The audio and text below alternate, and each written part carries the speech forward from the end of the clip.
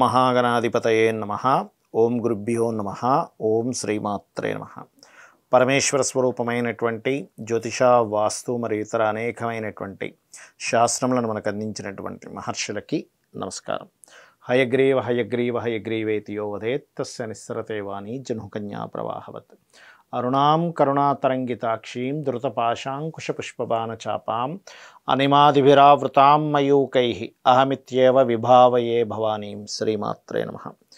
ప్రేక్షకులకి ఆ లలితాంబిక అమ్మవారి యొక్క అనుగ్రహం పరిపూర్ణంగా కలగాలని మనస్ఫూర్తిగా కోరుకుంటూ మనం ఈరోజు చెప్పుకోబోయేటువంటి టాపిక్ లలితాసహస్రనామాలు 1 by 1 చెప్పుకుంటూ ఉన్నాము. ఆ నామానుకున్న అర్థము, జ్యోతిషాస్త్రరీత్యా ఏ ఫలితం లభిస్తుంది, ఏ దోషం పోతుంది, అదేవిధంగా ఈ ఎపిసోడ్స్లో ప్రత్యేకంగా మనం వాస్తు గురించి కూడా చెప్పుకుంటున్నాం.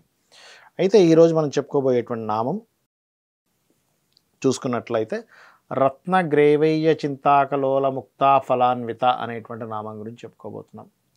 ఏమిటండి ఈ నామానికి ఉన్నటువంటి గొప్పతనం ఏమిటి? చాలామంది చూడండి అంటూ ఉంటారు, ఏమండి నాకు మోక్షం కావాలండి, నాకు ముక్తి కలగాలండి అని.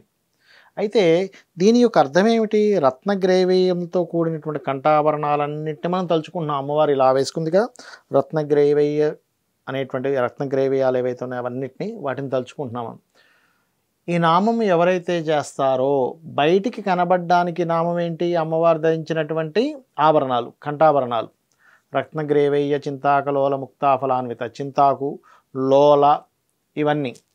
కానీ ఇన్నర్ మీనింగ్ ఏమిటి దీనికి అంటే ఇది హృదయ స్థానం, అమ్మవారి స్థానం కదా.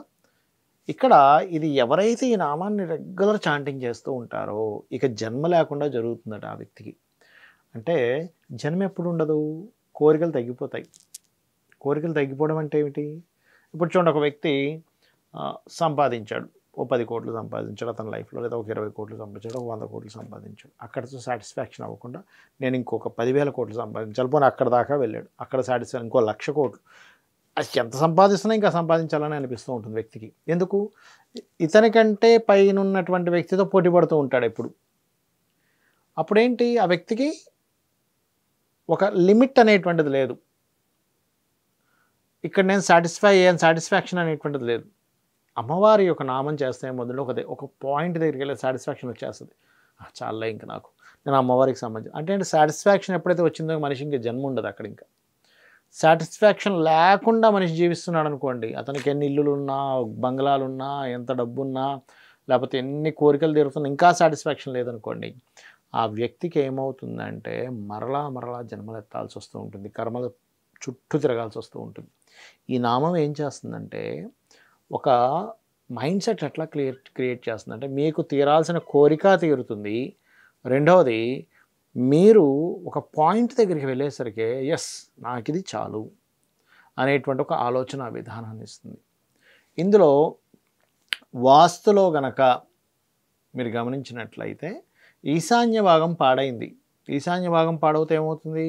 వ్యక్తి యొక్క ఆలోచన విధానంలో ఆ వ్యక్తికి ఒక పాయింట్ అంటే ఆలోచన రెగ్యులర్గా ఆలోచిస్తూ ఉంటారు, కానీ ఆలోచన విధానం కొంచెం ఇదిగా లేదండి, నాకు ఎందుకో ఎక్కడో నాకు సడలిపోతుంది, నేను ఒకటి అనుకుంటున్నాను ఇంకోటి జరుగుతుంది, ఇలాంటివన్నీ చెప్తూ ఉంటారు చాలామంది. ఈ నామం ఏం చేస్తుందంటే అమ్మవారి యొక్క ఆ ఆభరణాలు చూస్తూ ఎవరైతే ఈ కంఠాభరణాలు ఇవన్నీ రత్నగ్రేవయ్య చింతాకలోల ముక్తా ఫలాన్విత, ఈ కంఠాభరణాలకు సంబంధించిన ఈ గ్రైవయ్యము అంటే మెడకు వేసుకున్నట్టు, గ్రైవము అంటే మెడకు వేసుకున్నటువంటి వీటిని చూసినప్పుడు ఏమవుతుందంటే మనసు, ఎందుకంటే ఇలా వచ్చింది కదండి భుజాల దగ్గర నుంచి, అంటే ఇది కోరిక స్థానం అంటారు. భుజాలను ఏమంటారంటే 3rd house కోరిక, మనిషి యొక్క అభిరుచి.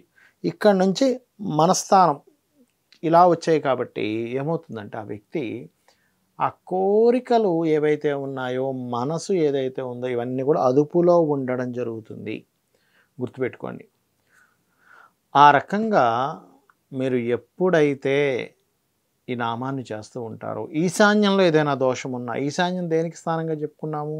వాస్తు పురుషుడి యొక్క శిరస్థానము అన్నాం. సో శిరస్థానం ఎప్పుడైతే దోషం ఏర్పడిందో అంటే పెరగడము, తరగడం విపరీతంగా పెంచేస్తారు చాలామంది తెలియక. విపరీతంగా ఈశాన్యం పెరిగిపోయిందంటే మాకు అద్భుతం కలిసి వచ్చింది, పిచ్చి అదంతా.